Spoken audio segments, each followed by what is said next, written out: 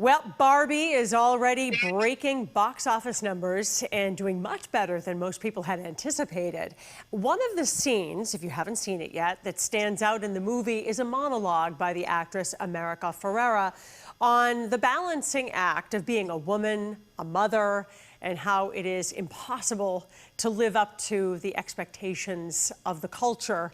And that is hitting home for viewers. Joining us now to talk about this and the political implications is Amanda Hunter, Executive Director of the Barbie Family Foundation, which advances women's equality and representation in American politics and contemporary art. And Amanda, thank you so much for joining us.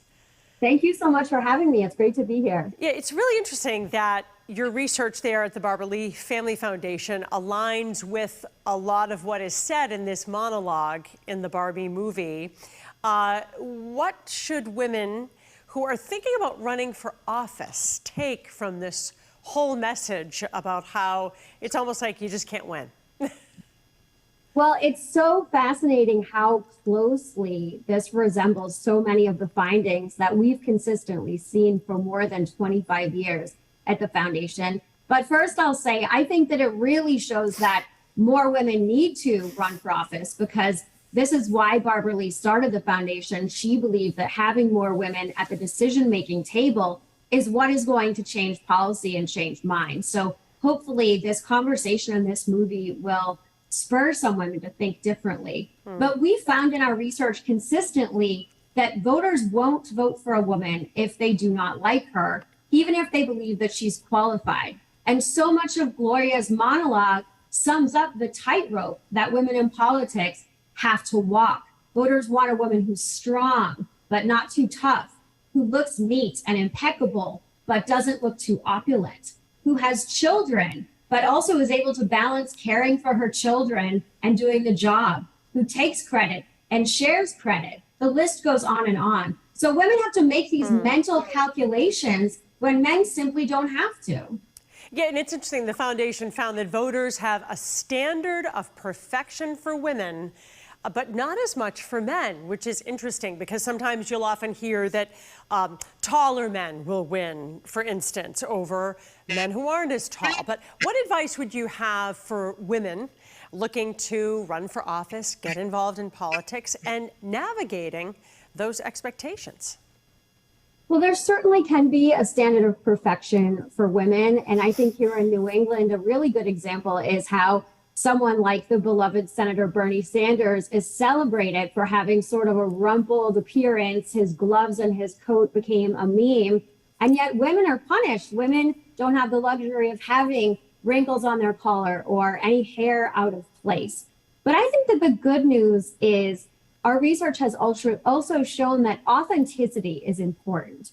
And what we've seen really since 2017 is so many women who have run for office and are serving right now, especially from Massachusetts, unapologetically as themselves. They're not trying to fit into a template designed for men anymore. They're talking about issues that they're facing in their life. And that authenticity does really resonate with voters. That is very interesting. Do you think the message in this Barbie movie could impact how women push for equality? I think it absolutely will, because we have found in our research that historically voters have had what we call an imagination barrier when it comes to picturing women at the highest levels of office. And in a recent study, when we asked voters to picture a governor, a majority still picture a man. So anything, especially as widespread as the Barbie movie, that's going to change the conversation, that's going to question women's representation, and that is going to literally show a different way that women can show up in the world, especially to all of the children that might be seeing the movie or seeing ads, that's really going to make an impact. Yeah. What's your biggest takeaway from what apparently seems to be one of the biggest moments from this movie, this monologue that the actress America Ferrera gives in the film? Women have told me, and I'm sure some of the folks watching as well, how they cried during that scene in the movie and how it really just gave words to a lot of the challenges that they've faced in their life. And I think that it really is an example of why we need more women leaders at the decision-making table, because we know from our research, for example, that voters expect women who have young children to talk about their plan for caring for their children and worry that they can't balance taking care of their kids at home and doing the job.